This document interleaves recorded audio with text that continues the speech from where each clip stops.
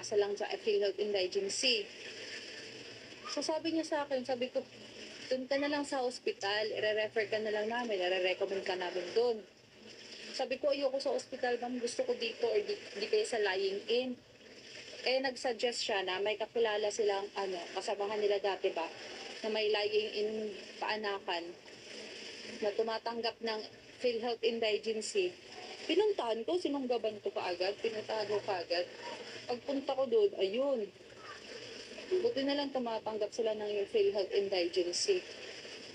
Kumbaga, wala kang mababayaran. Wala kang mababayaran sa pagpanganak mo. Kasi sagot ng LGU yun. Kaso, pag may mga nagamit ng mga gamit nila, gano'n, makakabayad ka talaga sa excess. Sige, daw, no, sandugo. Wala naman po. Indang na. Tayo lang din natin yun. Sige lang siya.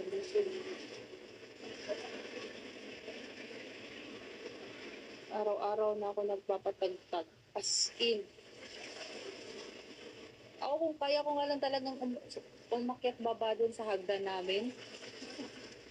Kasi sumasakit dito ko eh. Sakit. Hindi ko kaya umakyat baba sa hagdan. Kaya yung ginagawa kong pampatagtag, ayun, sayaw-sayaw. Wow. Shit. Ma, wala tayo pat? Wala yung masugo, si Mayang, si Pogi.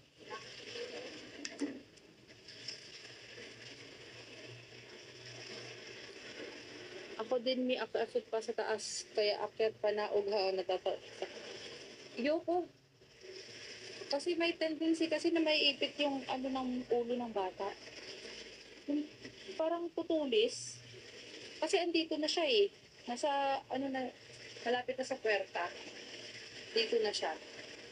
So may tendency kasi kapag akit baba ka sa hagdan, parang matutulis yung ng bata, ulo. Parang tutulis. Tapang sayaw-sayaw lang, okay na ako. Ayun yung pagpatagtag ko.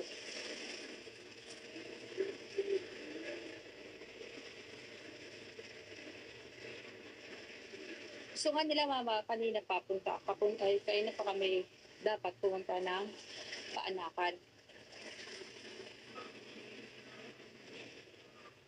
Last ultrasound ko pa na first week ng July. Huwag ka na magpa-ultrasound. Dagdag gastos lang yan.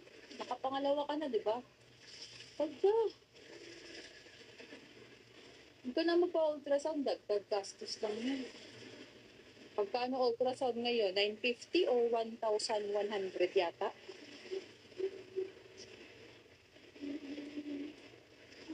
Pangkain na din yung pampa-ultrasound mo. Pambili na ng diaper ng baby.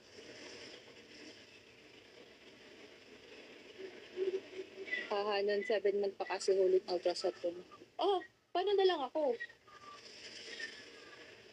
7 months din last, ultrasound. Dagdag gastos na yan, pambili na lang ng, magpapa-breastfeed ka ba? Kasi ako papa-breastfeed ako. Kasi yung dalawang anak ko, breastfeed kasi sa akin yun. Kaya ito, papa-breastfeed ko. Kasi, ang mahal ng gatas, ang mahal ng bilihin. Ha? Bulay mo palit. Bulay na sunod din. Bike ko sa Mayang? Ako po. Masalad ko. Ay, laglaan.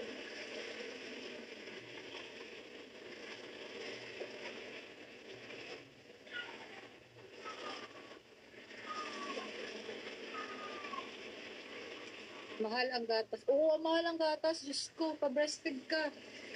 Oo nga, magpapa-breastfeed na ako. Yun pa. Di ka nagagastos. Libreng gatas na. Mas healthy pa yung ng nanay.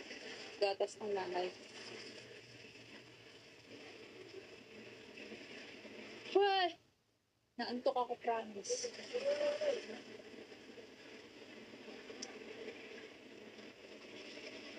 Feeling ko mamayang gabi pa ako manganganak. Mamayang gabi or bukas sa madaling araw.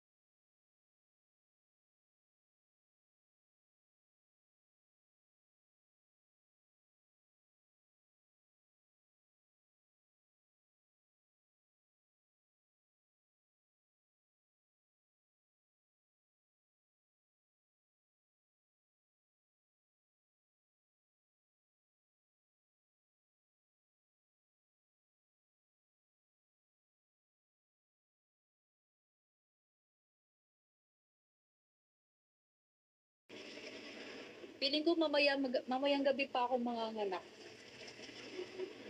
Mamayang gabi or bukas sa madaling araw. Kailan ka nag-baby? Kayo ng umaga. Ang dami. As in.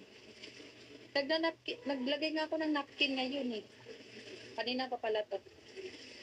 Naglagay ako ng napkin kasi nga dumudugo. Tapos yung bleeding ko is sobrang itim niya as in. Tapos apakalapot.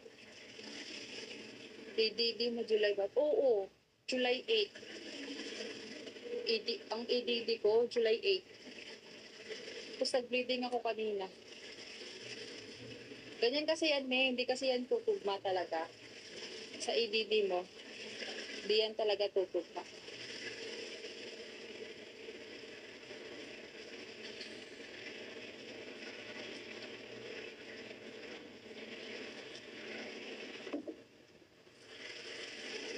Baka manganganak ka namin. Baka mamaya, manganganak ako mamaya. Baka manganak ako mamaya. Mamayang gabi o di kaya madaling araw.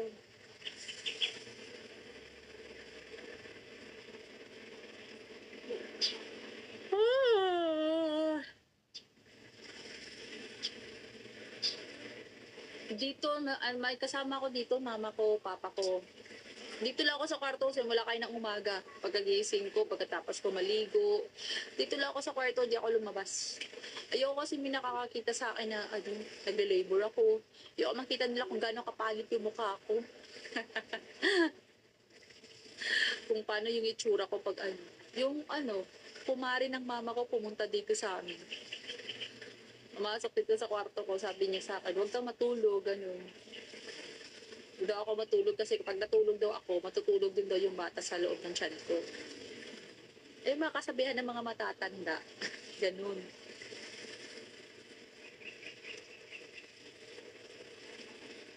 Naantok ako kanina pa. Ayaw nila ako patulugin eh. Palain mo kahapon, pumunta pa ako dun sa paanakan.